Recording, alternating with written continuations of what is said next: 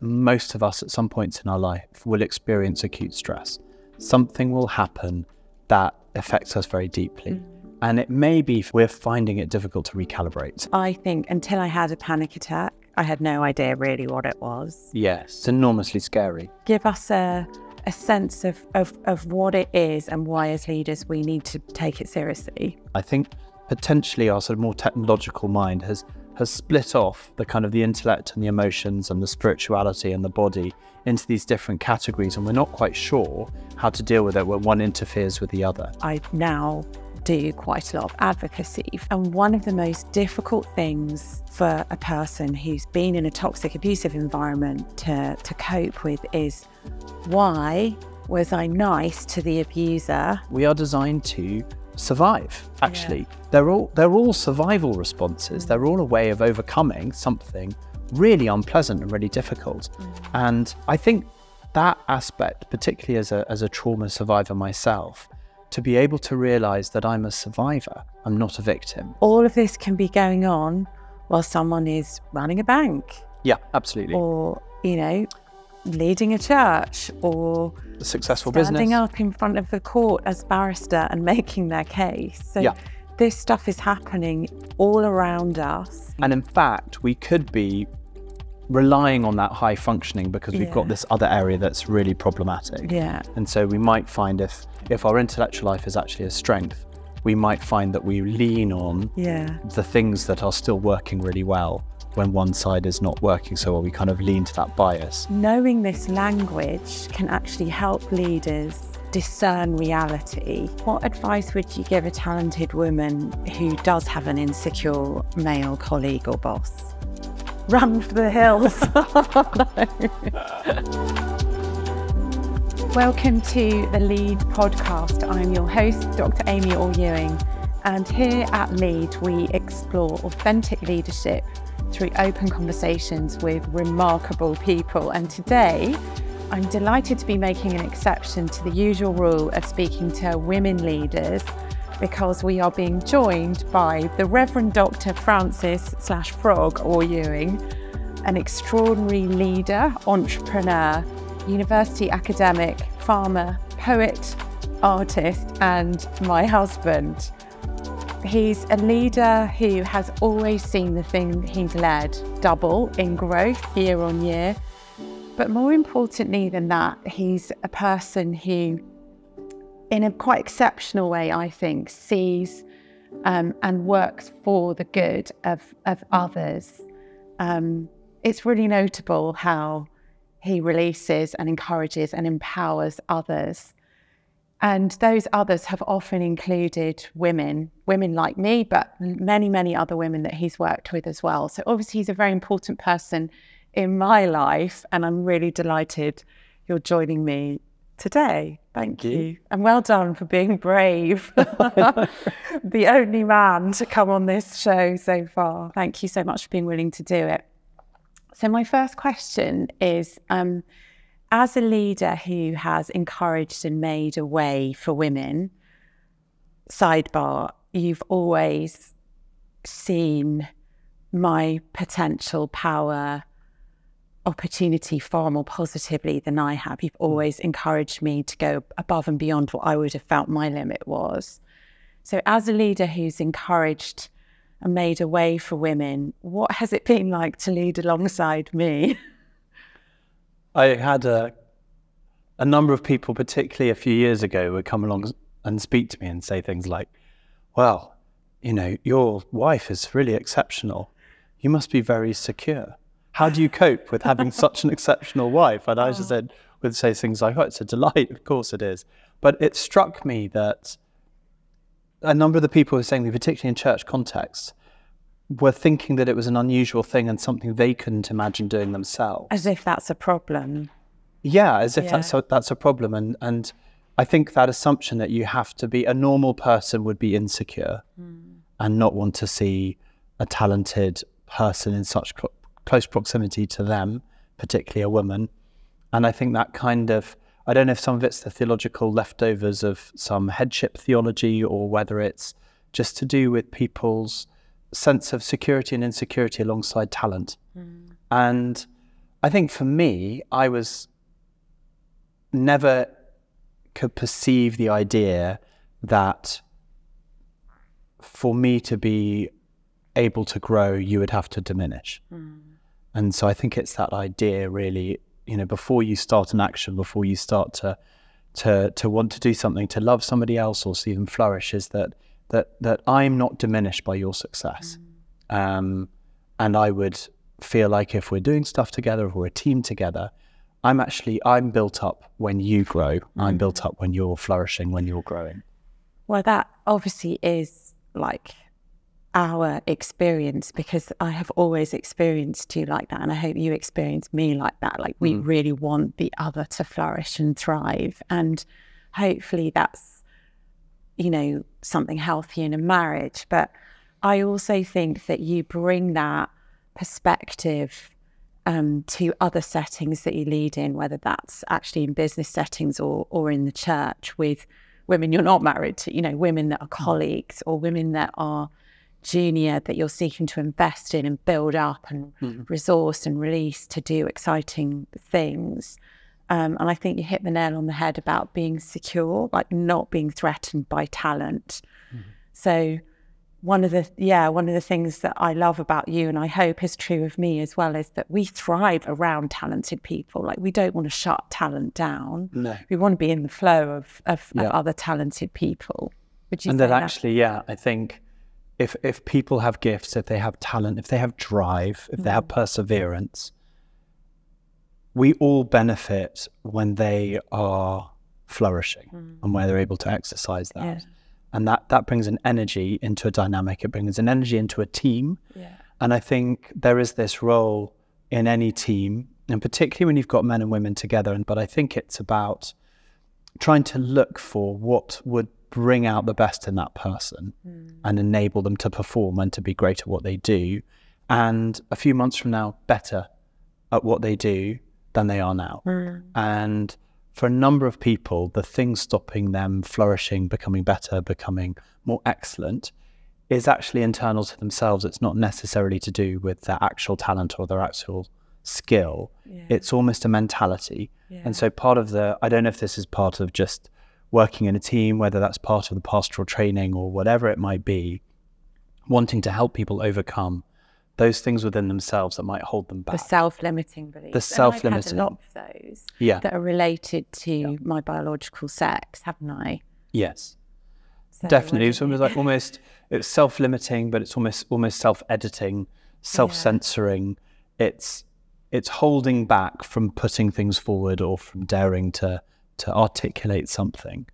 And ideas. Would you say that is noticeable, like an equivalent man who does or had the same sort of education and opportunity that I had wouldn't have had those self-defeating beliefs, do you think? I think so. I mean, it's a bit of a stereotype, but a guy might be better at articulating what he thinks he's capable of and doing that in a conversation up front and give himself the benefit of the doubt. Yes. Whereas I think many of the women I've worked with in teams don't give themselves the benefit of the doubt. They actually doubt themselves first rather than sort of over projecting and might want to undersell and over deliver rather than oversell and under deliver. Yeah, and so that's definitely true. I think there is a bias probably in terms of women in the workplace or women maybe even in the church as well who would tend towards that.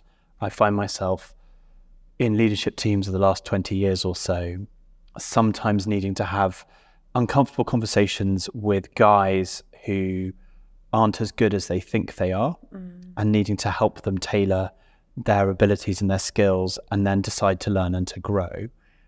But conversely, talented women, I'm often finding that I have to come alongside them and say, I think you can do this. I believe in you. I think you've got the capability. And they're sometimes maybe waiting for the permission or waiting for the encouragement and then go for it. They're really, really up. So I think it's there is a dynamic, and maybe it's a bit of a stereotype, but definitely there's a tendency there. Yeah. Okay, so next question. What advice would you give a talented woman who does have an insecure male colleague or boss? run for the hills. Yeah, I mean, there are sort of phrases, aren't there, like managing upwards and these kinds of things, but I think those are temporary. They don't long term. I think there's a question, which is that somebody who is fundamentally insecure, you might not be able to fix that. And so there might be a time limit, I suppose.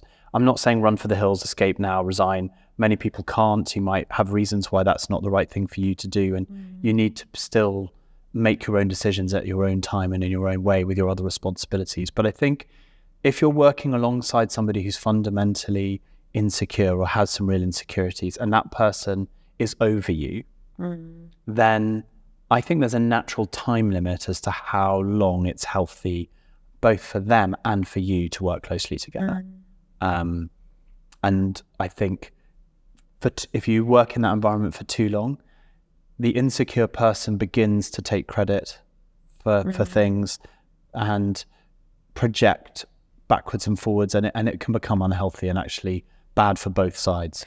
Okay, so that actually brings me on to another question that I wanted to ask you, which is, why do you think women are a bit more susceptible to having men take the credit for their work?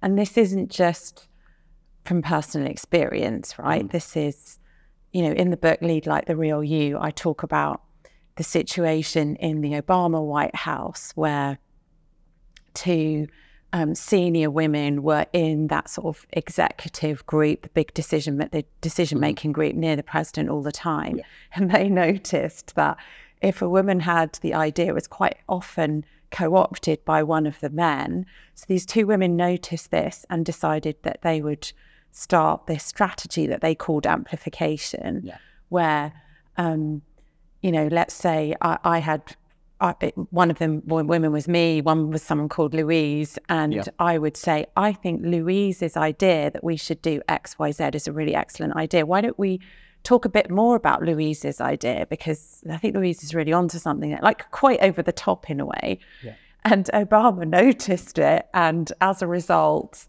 they kind of amended practices. So even in, one of the most kind of progressive settings, more kind of secular setting, it was still the lived reality of women, brilliant women, analysts experienced that. So why do you think that is? Why are women more susceptible to that happening to them? And what can women do, obviously, other than amplification? And what can men do to notice it?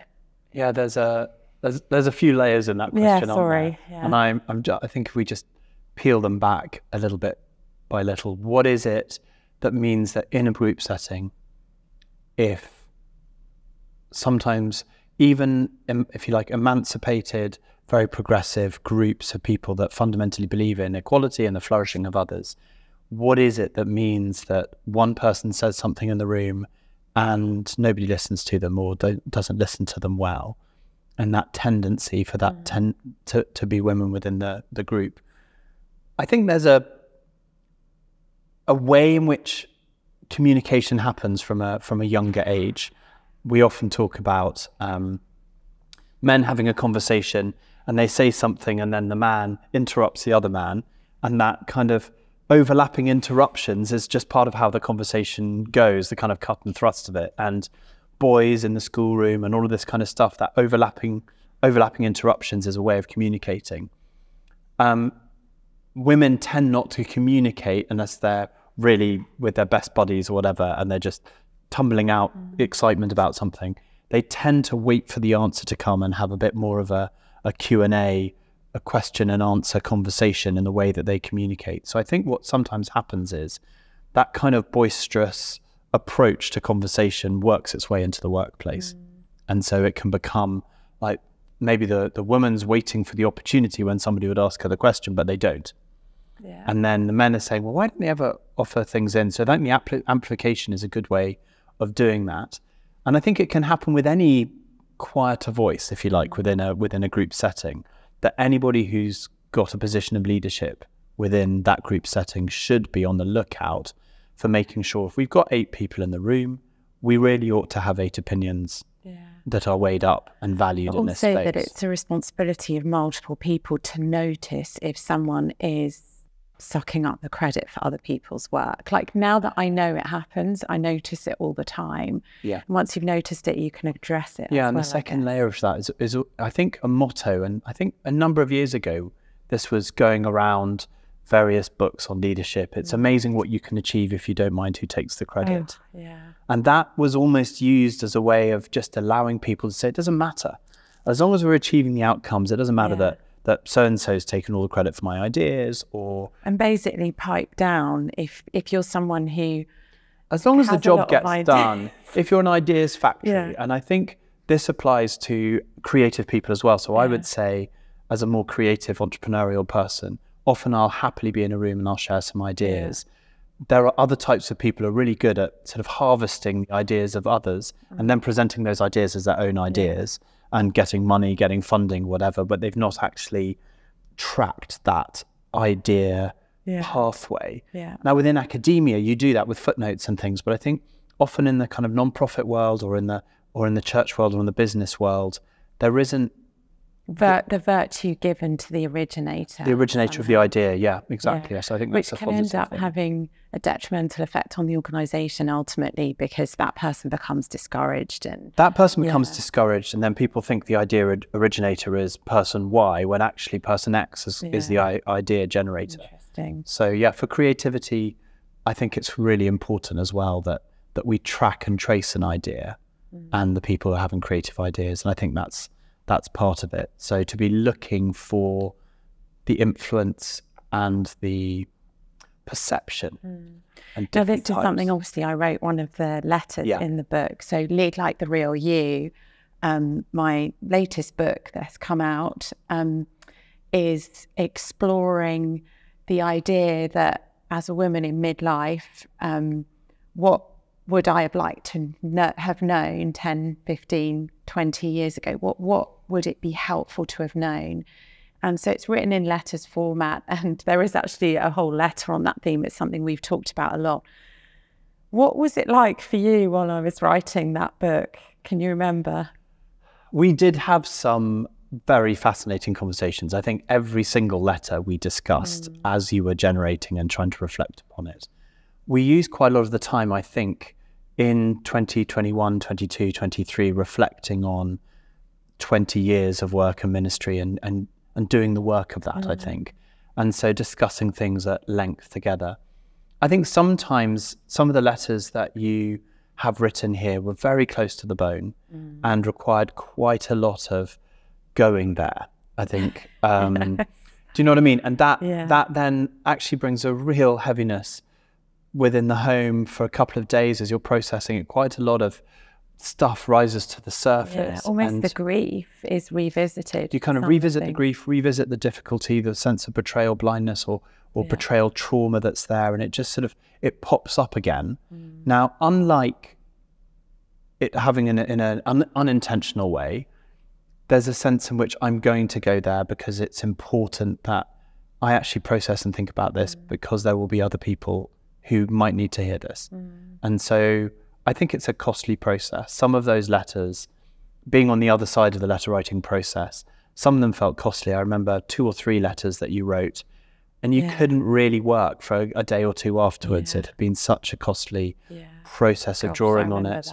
And I think that was part of my job, was just to say it's okay and to champion you in that moment and say, you don't have to be super productive this afternoon. The work that you've done, sort of mining in the pool of grief, mining the pool of lament and going where the trauma is, it's an important piece of work, and you will be exhausted. You will be, you will really need some sort of downtime after this. And so in a sense, it's a bit like sort of mining for gold. You know, you dig deep. Jesus is saying, don't set out to build the tower until you've counted the cost. Build the tower, but the cost is real, and make sure you know it in advance. Yeah, and I think so. And I think you, as we were talking about the letters in this book, they weren't glib at all. They were very, very well considered.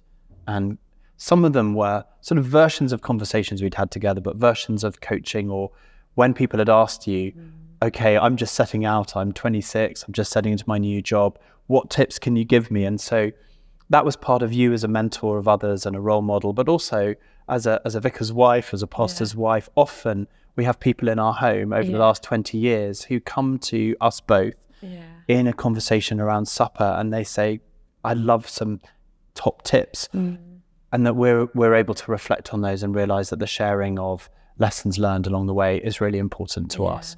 And sometimes within that context around the table, if you like, we share things that most friends or colleagues wouldn't share in order to equip and train others and to give of ourselves to equip others. That's a sort of decision, isn't it? Radical vulnerability. And I feel, I mean, it's certainly the most vulnerable thing I've ever written.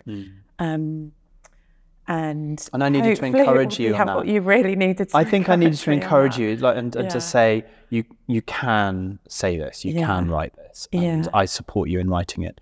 And I think there's a vulnerability that comes into the home and the family when you kind of peel over that layer. And within the family unit as well, if I'm vulnerable or you're vulnerable, that brings a vulnerability into the unit. And I suppose to encourage you to say, no, this is good, this is right. That writing isn't just for ourselves. It's meant to be read, it's meant to be digested and encourage other people.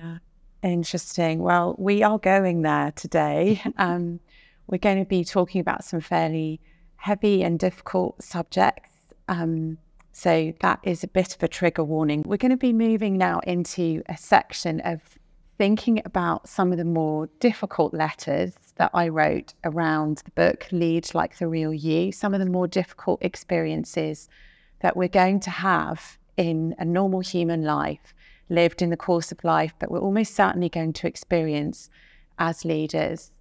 And there will be layers to this for different people who are watching, but I know that you're going to want to hear what Frog has to say, because as a trauma survivor himself and as a survivor specifically of CPTSD, and we'll come on to that, what that is in a moment, but as a survivor of that and as the closest person to me when I needed help with trauma, I want to begin by asking you the question, can you tell us what trauma is and how it affects the human person? Yeah, everybody will have difficult and traumatic experiences at some point within their life. It's part of the human condition. So we're not really meant to be isolated from bad things. That doesn't happen. But when people tend to use the word trauma, I think it's a third category, and between, if you like, illness on one side, maybe mental illness on the other. I think the word trauma started to emerge often through the writing of Wessel van der Kolk, who spent time working with war veterans. Vietnam veterans. And beginning to discover that the mental illness was the wrong category here, and they weren't ill or mentally ill, but there was something else. And so I think what it means is the effect upon a person and their body of something traumatic or an injury. It could be a moral injury, a psychological injury, it could be a physical injury. But that recognition that our bodies and ourselves are intermingled, that they are one thing. And so you can have an emotional shock that your body is woven in with that emotional shock. And trauma is a way of trying to describe when people are not necessarily the physical trauma, but the relationship between the psychological. On the person of the event. That's right, the whole person. The impact on the whole person of an event. So it could be a physical, emotional, or a spiritual event or a moral event that has happened that is disturbing or that affects you negatively. And it's the question of how does your whole self respond to that? Because it's a word that's thrown around a lot, isn't it? I mean, we've got 3 teenagers and everything's a big trauma, you know, in the lingo at the moment, isn't it? Okay, so trauma is the impact on the whole person, including the body, of a very profoundly negative or shocking thing happening. It could be a physical event, could be a moral event, but the trauma is the impact on the person. Is there a difference between CPTSD, PTSD, and acute stress? Could you just... Yes, I think it is likely that most of us at some points in our life will experience acute stress. Something will happen that affects us very deeply. And it may be for 2, 3, even 4 weeks afterwards we're finding it difficult to recalibrate from something that's happened. It could be a disaster, it could be an illness, it could be a sickness. And there is a point at which we will naturally, our bodies and our souls and our minds, often with friends, with some maybe reflection, we will start to sort of find our feet again. And it can sometimes, after a really difficult moment or thing that we've gone through, it may take 2, 3, 4, even 6 weeks, but that's okay. We are designed to recover from events, negative events, and things that have happened to us. PTSD is when the effects and the negative effects start coming back in one way, shape or form, or a disordered way, or that we find that we're unable to recover in a natural way. There is a sort of natural process of healing that takes care of itself over a period of time. Yes, and it's kind of shorthand now. It's a much more technical diagnosis within psychology, but the shorthand now tends to be around 1 or 2 specific incidents that we just find we can't get over, we can't recover from. We just keep going back and back and back. We feel trapped, if you like, in that moment, that event, even that conversation. It's a year later, it's 2 years later, it's 20 years later, and we just keep going back to that moment. Heart palpitations, panic, and it's the effect in our body when we remember, or something that happens in our body that causes us to remember, and that relationship, we're not quite sure which thing kicked it off, but we find ourselves stuck somehow and negatively affected by that. Now, that's at the sort of lower level, I suppose. The more clinical definition will build on that.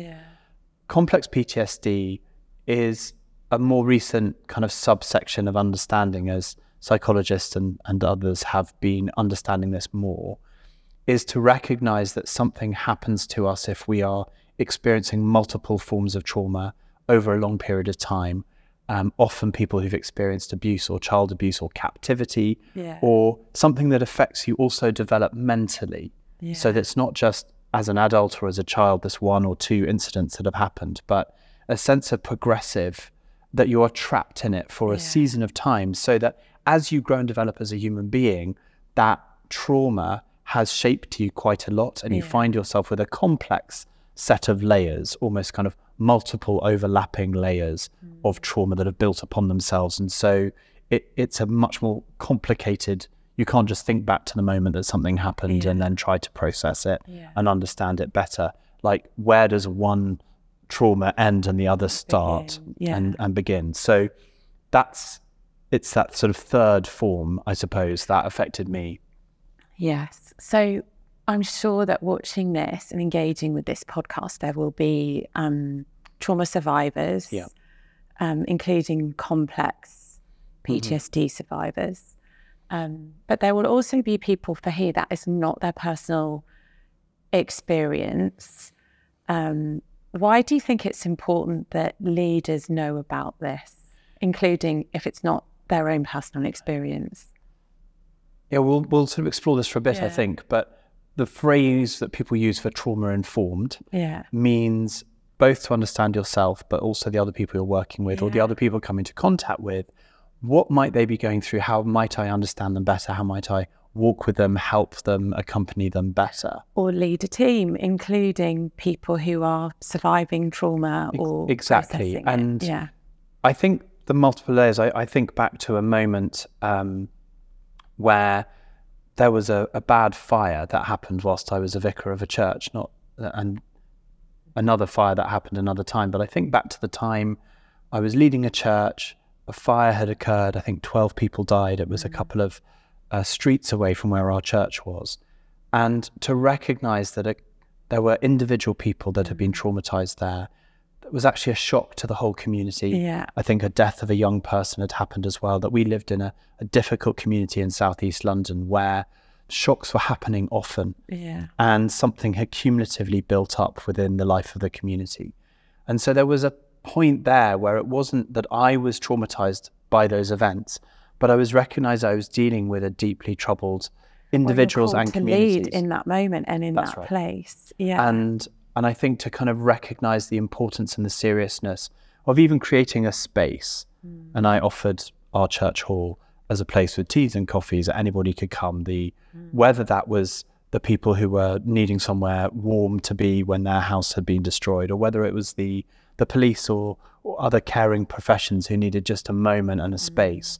So and some kindness and not a big discussion, nobody trying to fix them. They just need a little bit of recalibration space, a little bit of a moment where they weren't going to be asked to perform or anything. That's a little indication. And then I suppose recognizing a community is feeling a shock. Tens of thousands of people, they're reeling with something that's happened. It might be called referred trauma or something like, how do we make sense of this really negative thing that has happened either to me or to the people that I know or love, and to try to find something particularly when I was leading a Christian community, leading a church, helping people find a place to process in the presence of God and with others, how to make sense of this within a Christian framework. So not necessarily trying to fix the problem, but to allow the space for the word of God, for the presence of God and the people of God to show kindness, give each other some space and give each other a break, if you like, a sense of that. That's an example of trauma-informed, I suppose, of trying to be a trauma-informed leader. Okay, so let's dig into being a bit more trauma-informed, because I think until I had a panic attack, I had no idea really what it was. Yes. I think I just thought people were probably being a bit over the top, honestly, because, you know, I struggle with judgmentalism, as you know.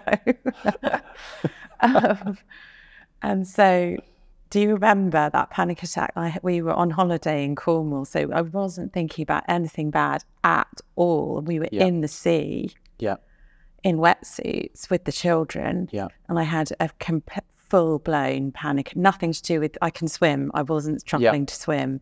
It just hit me. So a panic attack is a really, really serious and frightening thing that can happen. It's enormously scary, and it's a symptom of trauma. It's something that happens in your human body.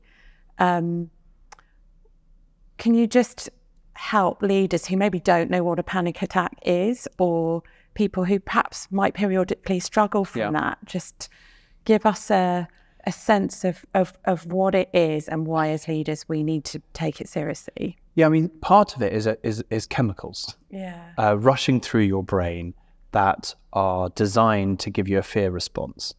So your body is designed to help you get out of a tricky situation. And to course things around your body that will help you to run, or to be afraid. Sometimes fear is actually a great motivator. A panic attack is a kind of an unwanted adrenaline rush and a fear rush. Unwarranted by the direct by the danger circumstances. It's not exactly. like you need to fight. It's uncalled for, it's Yeah. unwarranted, it comes upon you, and that in its sense is quite confusing. So there's this kind of rush, and it will affect you where you just feel extreme fear. And your heart is beating, you might have sweat just out there, you've got sort of palpitations, your body might just go rigid in that moment, and you feel like I could have drowned. Yeah, and you feel like everything else is just out of sight, and it's out of focus, and you just suddenly feel like the world's coming right in on yourself. And that it just swamps you out of nowhere. And it can last a while. But I think the question is just to say to somebody, if you're seeing them go through that, it's okay, you're right, do you want to just come to a place of safety, just give them time to just decompress, to kind of recalibrate again. I think another way I would describe it is we often think and to be a leader who is actually calm with that, who isn't thinking what on earth is happening, or just or even that person has got random spiritual explanations onto it. It's just, no, this is like a cup needs to dry over and heal itself on the body. This is an embodied trauma response. That's right. To be a lot calmer. And to let somebody be a human. I think this is what I think we're trying to recover. I think some of the trauma language that we're in is we are trying to recover, particularly within the West, treating people as actual human beings with a bodied response to things that are going on. And I think potentially our sort of more technological mind has has split off the kind of the intellect and the emotions and the spirituality and the body into these different categories, and we're not quite sure how to deal with it when one interferes with the other. And I think so part of it is about treating somebody as an actual three-dimensional human being with feelings and with a need to process and respond. And they kind of bubble up in these unexpected ways. I think another analogy is to see that sometimes if you've ever overrun the bath, which of course we've never done in our household. There are one or two people in the family who are more prone to it than others. No, I mean, for me, you kind of running the bath and you get absent-minded and something really interesting comes up in your mind, so you go off and do it. There's water pouring through the ceiling. Water pouring through the ceiling. And essentially a bath doesn't overrun at once. It fills up, it fills up, it fills up. And then at some point, that extra drop of water that goes in the top spills out the edge. And I think the human body and the human psyche and the emotions is a little bit like that. We are designed to take a lot of stress and to fill it up. And it fills up, it fills up, it fills up. And then if all goes well, it drains out and there's that little bit, the hole by the overflow plug or whatever. There's enough so that we can make sure we don't overflow. But then when you've been dealing with stressful situations maybe for a long period of time, there's a lot more, it just fills up, it fills up, it fills up, and there's not enough time for it to go down. And then it overflows. And that might be the trauma response. That might be the trauma response, Can you explain the 4 Fs, fight, flight, freeze, and fawn? Because again, this was absolute revelation to me, understanding these 4 very human, actually natural responses to something terrible. The sky has fallen. And it isn't normal to just be like that. It's actually normal to have one of those 4 responses. But often someone behaving in a mode of one of those responses can be easily misinterpreted. So can you explain what those 4 are? So we're on the farm. We have a farm, and you would disturb a deer, for example. When you disturb a deer, the deer will do one of 2 things often. It will go absolutely won't move a muscle and hope freeze. And it will freeze, or it will run away. It will flight. A deer tends not to fight back. Maybe a snake would fight back, and when you tread on a snake, it might come and it might fight you. Or it might, as you see with 2 dogs or 2 puppies playing together, and you'll see a small puppy playing with a larger dog, for example, and you'll see it roll over and fawn and try to be submissive in that moment when the 2 things come clashing against each other. Now that's in the animal kingdom, in the animal world, but I think something similar can happen with us as human beings, because we are bodies. We also have a sense in which we are human beings, and we have an animal piece to us that's really important. But just to sort of dig into some of perhaps the more difficult situations leaders listening to this might face. So let's give an example. As you know, I now do quite a lot of advocacy for people who've survived horrendous abusive situations. And one of the most difficult things for a person who's been in a toxic abusive environment to cope with is, why was I nice to the abuser, and why did I stay in connection? You might meet a woman who's a victim of domestic abuse who goes back to the person who battered her, and people think, well, it can't have been that bad, otherwise she wouldn't have done it, whatever. But actually that's a fawn response, isn't it? So knowing this language can actually help leaders discern reality. Yes, that's right. And I think originally fight might be another example. Like, why is there this rage, and is there a problem that this person has rage, or is that rage actually indicating something? So somebody might have a very angry response to something, and you're leading a group or you're leading something, you're like, wow, where's that come from? Or you take it personally, but actually it's not. It could be that sort of fight response, if you like, that is, they have actually experienced people in a similar role to the role that you're holding in the past. And the only way they know how to get out of this difficult situation is to fight their way out. But the fawn is not that unusual if you've lived or grown up as a child in an abusive home, for example, where you don't want to be the one who is victimized. Yeah. And so you might see this maybe with an alcoholic parent or something like that. It might be quite conditioning of you, that you would just don't want to be on the receiving end of that rage. Yeah, and you don't want anything to tip that person off the reservation. So you're managing. That's right. You instinctively know where that red line sort of is, that invisible red line is. And you work your way up to it. And then if you feel like you're about to, there's going to be a blow up that will have bad ramifications for you and the people that you love for many weeks to go, you pull back and you maybe flatter them, or you just, you work them around and try to make sure that you keep them happy. For your own survival. For your own survival. So that is a trauma response. That is a trauma response. Right. It's not just being clever in the workplace. Or, enabling terrible behaviour to continue. Yes, I think the more toxic it is, the more those kinds of responses are deeply human responses. Yeah. And that we should, again, give people the benefit of being human beings and that we are designed to survive, actually. Yeah. They're all survival responses. They're all a way of overcoming something really unpleasant and really difficult. And I think that aspect, particularly as a trauma survivor myself, to be able to realize that I'm a survivor, I'm not a victim. Yeah. Whether that was at school or was at home or in other things in more modern life, a number of things that I've experienced.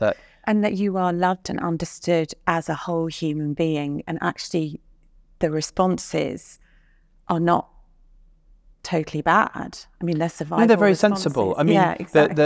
that I was really helped by having a therapist walk me through some of these things and a couple of different people. And the analogy he gave me was like, it's a good thing if you're going for a walk and you see a lion in the bush. Yeah. It's a good thing to run away because that is a genuine threat. Yeah. Now, as a trauma person, you might be going for a walk and they would call it vigilance or hypervigilance. Yes. You're still in this sense of there are lions in the bush. The possibility of the lions everywhere. Yeah, because it bit me a little while ago. So now I'm on the lookout. Yeah. That old phrase, once bitten, twice shy, comes from that same idea. So now I'm on the lookout. I didn't think that lions in the woods was a problem. Now I know lions are in the woods is a problem because it bit me before. And so then you're going for a walk and then suddenly there's a rustle in the bush and you see a furry object, kind of lion-shaped, and you're absolutely terrified. You get ready to run, or you freeze, or you fawn, or you flight, or whatever. You're just absolutely hyper alert. And then if all is well, this is when your brain is working properly and your body's working properly, you have a second look and you realize it's just a large tabby cat. Yeah. And at that moment, your rational self takes over. Yeah. It's okay. That sort of 0.3 of a second where your body is going into alert, there's another like half a second later and your brain says, it's okay, body. Yeah. You can calm down. That's sort of the rational and the liminal self. You can calm down. It's just a tabby cat, nothing to see here, carry on walking. What trauma does is it keeps you in that hypervigilant state past that. Yeah. And even it takes you longer to realize it's a tabby cat because you're just so alert to that. You've been so affected in your body by having had these extreme things happen to you. Okay. Before we go to the break, and we're going to come back and keep digging into this area of trauma specifically, and how and why it is important for us as leaders to know this stuff, to be able to navigate it both for ourselves, but also for the sake of the people we lead. There's one other thing that I think is quite important with trauma, and that's called dissociation. Can you explain that? And maybe also explain the word trigger as well. Okay. I'll start with trigger. Yeah. It's entered our sort of day-to-day language, I think. People using the word trigger warning, this kind of thing, to give people a chance to know there's some unpleasant stuff coming. Yeah. That's not that helpful, I don't think, because its original context. Sorry about that, because I just did. I know. Well, who am I to criticize? But in a quite a technical space, though, it was a way of trying to say, something's happened that has suddenly brought upon a trauma response for me. And each of us has something slightly different, often connected to the stuff that's happened to us in the past. That's really, really specific. It's not kind of general. No. And so we get to learn that there are a few things, if I see something or hear something, it just brings all of that back in an unwanted way. And so as part of your journey of recovery and self-knowledge, you manage that. You try to manage those externals, but very specific set of stimuli. It's a kind of unwanted stimulus that will suddenly make something happen. Okay, so that's trigger. What is dissociation?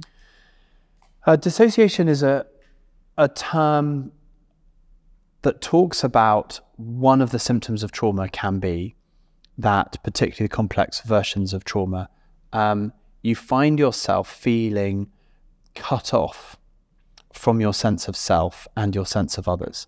And so even from your body, you feel, people talk about out-of-body experiences or the sense in which they're walking through something that doesn't feel real. For me, I can remember the moments, and I know you can as well, where the way I used to describe it is I feel like I'm in the room with you and with the people that I love, and it feels like I'm on the wrong side of the TV screen. And I'm looking at everything in that kind of virtual space, as if it's just a program I'm watching or a movie I'm watching, but I know I'm in the room at the same time, but I don't feel a real emotional or human connection. And that also affected me in my relationship with God as well. It just felt like everything was blocked off from me. It was so important for me to realize that that was my body and my brain trying to process something that was historical. It was real, but it was actually a memory. And what I was experiencing was a memory, and it was a way of my body trying to cope with things. And I was then able to, with a bit of time, realize that I had had that all the way through my childhood and my teens in these sort of daydreaming moments where I was actually often feeling like I was having these out-of-body experiences when deeply traumatic things had happened. I remember very specific moments of extreme physical bullying at school, being hospitalized, and feeling, and this as a Christian was really interesting for me, how God enters into some of this moment for us, feeling myself gathered up into the presence of God, and just feeling the presence of God and the love of God as blows were raining down upon my body, and there was blood all over my body from bullying and extreme physical bad stuff happening to me. Feeling that, knowing that God was still there, God still loved me, that I didn't think that this was God punishing me. I was able to separate out and cope, get through it. At some point in your life, there's a chance to reintegrate and to bring these separated pieces back together again, and that takes some work. So that's the trauma recovery journey, that you begin to realize that you're not actually cut off from the rest of the world. You're still there. So why am I feeling these things? Why am I thinking these things? Why do I feel this sense in which my body and the space that I'm inhabiting aren't quite the same thing? So there are things you can do and to help you reconnect the reality of your body. And by the way, all of this can be going on while someone is running a bank. Yeah, absolutely. Or, leading a church, or a successful standing business, up in front of the court as barrister and making their case. So this stuff is happening all around us. So we're still highly competent in lots and lots of different areas of our life. Functioning. And in fact, we could be relying on that high functioning because we've got this other area that's really problematic. And so we might find if our intellectual life is actually a strength, we might find that we lean on the things that are still working really well when one side is not working so well. We kind of lean to that bias. So I can think of things that it doesn't mean you're incompetent in all areas of your life, but you do have this stuff that needs to be examined and addressed. So one of the things that I think lots of us are going to experience is either caring for someone who's closely connected with us in life, who's, processing trauma, whether that's historical or recent. And we've both been in that position. You've been supporting me and I've supported you through the complex PTSD. Can you talk a bit about the puzzle pieces analogy? Because I think that's really helpful. A friend of mine just shared this analogy with us, and we found it really helpful for ourselves, but also in trying to explain things to others. I think we can sometimes over-medicalize and have a kind of idea that everybody needs to have therapy about everything all the time. And the puzzle analogy is this. Imagine that something really disturbing has occurred, something difficult has occurred. It could be in your workplace, it could be an accident that's happened, it could just be something you're really struggling to make sense of, something as a traumatic event. Imagine that that is somebody taking a box, a puzzle piece. We often do it over Christmas, don't we? We have the sort of 1,000-piece puzzle. And there's this moment where you take the box, you tip it upside down, and all the pieces are everywhere. Yeah. And it's somebody's job, and we have this thing like, get the corners, 4 corners, and you find the 4 corners and you put them, and you realize, oh, the table's too small. So you kind of get that. You put kind of 4 corner bits.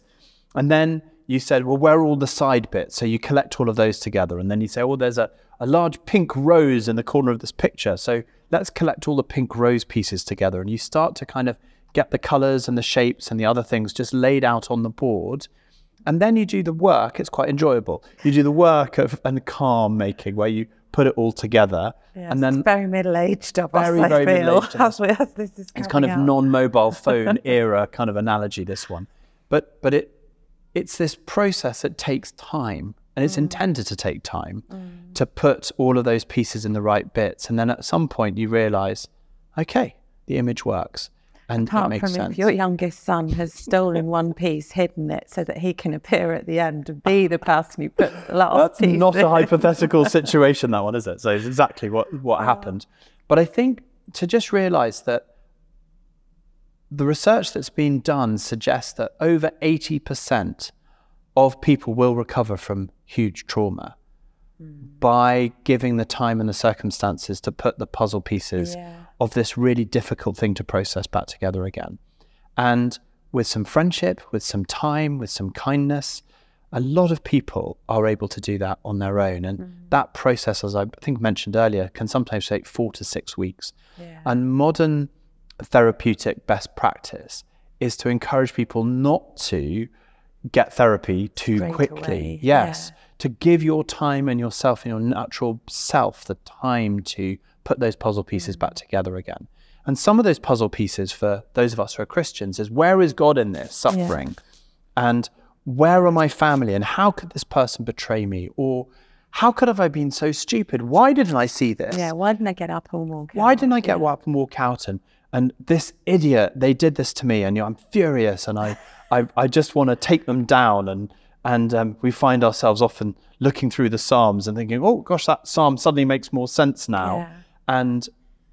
But to realize that our bodies and our brains and our souls and our psyches can put things back together again, not just on our own, but with people who love us, and with some friendship and the chance to talk and process things with other people, and not just internalize, and not doom scroll, and not just to go on the internet to try to work out what else is going on, to spend time with people that you know and love in a safe environment, to put your puzzle back together again. Having said that, we are both big believers in leaders getting therapy, aren't we? If there's a need for that, and not being ashamed of that, and having a culture of openness and saying, I needed therapy, you've needed therapy, I've needed therapy. And there could be, because you yourself experienced trauma that you need to process, or it could be what people call referred trauma. And the overflowing bath. Bath, where you've been caring for people, or experiencing, as you're caring for other people, a lot of deeply difficult situations.